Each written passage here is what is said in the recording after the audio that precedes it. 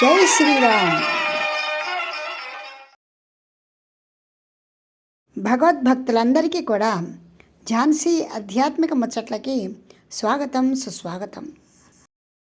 ఈరోజు మన గీతావాహిని ధారావాహికలో అష్టావక్ర గీతలో నిర్మమత్వము, వైరాగ్యం గురించి తెలుసుకుందాం. క్రిందటి సంచికలో నిర్లిప్తతగా ఉండటం ఎట్లాగో, ఉదాసీనతగా ఉండటం ఎట్లాగో తెలుసుకున్నాం. ఇప్పుడు అష్టావక్రులు జనక మహారాజుకి మమకార రహితంగా ఎలా ఉండాలి, అదేవిధంగా వైరాగ్యాన్ని ఎంత నిష్ఠగా పాటించాలి అనేది చెప్తున్నారు, విందాం. ఇవన్నీ కూడా ఆనందమయమైనటువంటి జీవితానికి కావలసినటువంటి నియమాలు.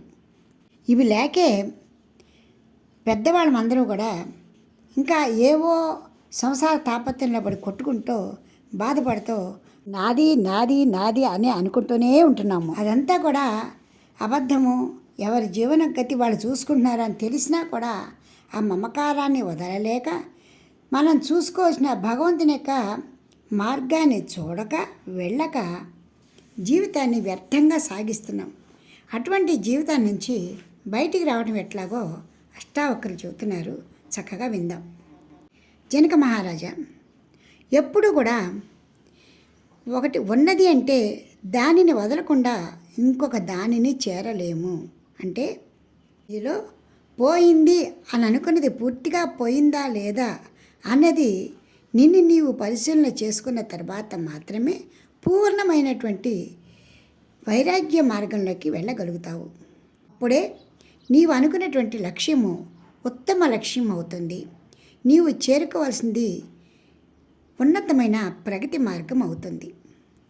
వైరాగ్యం అంటే నాది అనే మమకారం లేకపోవడము, నిర్మమత్వము అనే అర్థం. అయితే వైరాగ్య భావంతో శరీరం, మనస్సు, బుద్ధులతో తాదాప్యాన్ని విడవగానే మనం ఆత్మానుభవంలో ఉంటాము. అలాంటి స్థితి జరుగుతోన్నదా? ఆయన విడమర్చి మరీ అడుగుతున్నారన్నమాట. ఏ క్వశ్చన్లో అయినా ఆయన ఈ ఒక్క విషయంలో పొరపాటు పడితే ఆయన పొందాలి అనుకున్నటువంటి పూర్ణమైనటువంటి వైరాగ్య స్థితి కానీ ఆత్మజ్ఞానాన్ని కానీ పొందలేరు. అది గురువుగారి యొక్క గొప్పతనం అండి. శిష్యుడికి కావాల్సింది చేయటానికి ఆయన ఎంత తపన పడుతున్నారో చూడండి. ముందుగా నాయన నువ్వు నీ మనసులోంచి జ్ఞానము, అజ్ఞానము, శాంతి, అశాంతి, కామము, నిష్కామము ఇలాంటి ఆలోచనలు కూడా పూర్తిగా తీసి పూర్తిగా ఖాళీగా ఉండాలి. అంటే ధర్మార్థ కామ మోక్షాలు అన్నిటినీ పూర్తిగా విడనాడాలి. మోక్షాన్ని కోరటం కూడా ఒక కోరికే.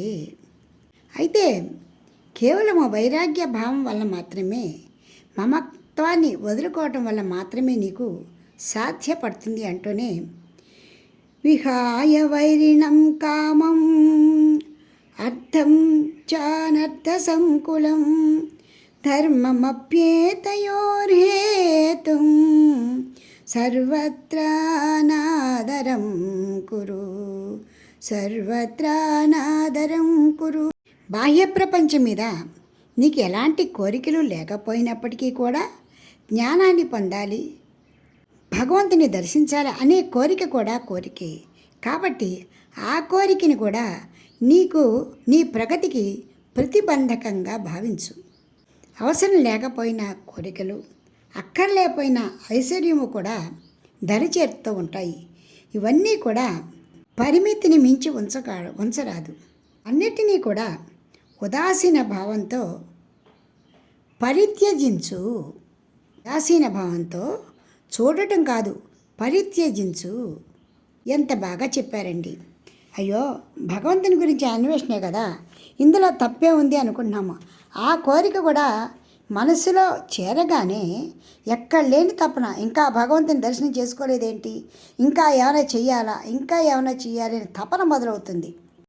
ఆ కోరికే తెలియనటువంటి గాఢమైనటువంటి నిష్ఠలోకి తీసుకెళ్ళగలదు, లేదా తిరిగి కోపాన్ని కూడా తెప్పించగలదు. ఇంకా భగవంతుని యొక్క దర్శనం నాకెందుకు కాలేదు, నేను ఎందుకు ఆ భగవంతుని చూడలేకపోతున్నాను అనేటువంటి అజ్ఞానంలోకి తమో గుణం రజోగుణంలో కూడా మనం చేరిపోవచ్చు. కాబట్టి ఆ కోరికను కూడా నీవు విస్మరించు. మనకి గుర్తున్నంత వరకు రామకృష్ణ పరమహంస కూడా అమ్మని చూడటానికి తపన చెందేవారట. అమ్మా కనిపించు, అమ్మా కనిపించు అంటూ ఆ కాళికాయ మాతని దర్శనం చేసుకోవడం కోసమని ఎంత తపన చెందేవారో. ఆ తపన కూడా వద్దు అని అష్టావక్రులు జనక మహారాజుకు చెప్తున్నారు. మనకి అర్థమైంది ఏంటంటే భగవంతుని చూడాలి అనే కోరిక తప్పు కాదు, కానీ పరిణతి చెందిన తర్వాత ఆ కోరిక నుంచి కూడా మనం బయటికి రావాలి అని ఆయన చక్కగా చెప్తున్నారు. అప్పుడే త్రిగుణాల యొక్క ప్రభావము మన మీద కనపడదు. స్వప్నేంద్ర జాలావత్పశ్యత్ దినాని త్రీని పంచవ మిత్రక్షేత్ర ధనాగార దారా దాయాది సంపద. జనక మహారాజా, నీ కంటికి అందంగా ఆనందంగా ఆత్మీయంగా కనిపిస్తున్నటువంటి నీ ధనాగారమేమి, మిత్రులేమి, బంధువులేమి, నీ దారాసుతులేమి కనిపిస్తోందంతా కూడా క్షణభంగురమే, స్వప్నం వలె తరలిపోయేదే అన్న జ్ఞానంతో నీవు సమస్తము మీద వ్యామోహాన్ని వదిలిపెట్టి నిర్మమత్వంతో ఉండు. అలా అలవర్చుకుంటే ఏ గుణాల యొక్క ప్రభావము నీ మీద ఉండదు. తాపత్రయాలేవి కూడా నీ దరికి రావు అంటూ అష్టావక్రులు జనక మహారాజుకు చెప్తున్నారు. వచ్చే సంచికలో ఇంకా కొన్ని విశేషాలు తెలుసుకుందాం. మనం ఎల్లప్పుడూ కూడా ఇలాంటివి వింటూ ఉంటే మన మనస్సు మనకెంతో మిత్రులుగా ఉంటుందండి, శాంతంగా ఉంటుంది. సమస్త కార్యాల విషయంలో కూడా కళ్ళెం వేస్తూ ఉంటుంది. ఆ విధంగా ఇంటా బయట కూడా సంతోషంగా ఆరోగ్యంగా ఉండగలుగుతాము.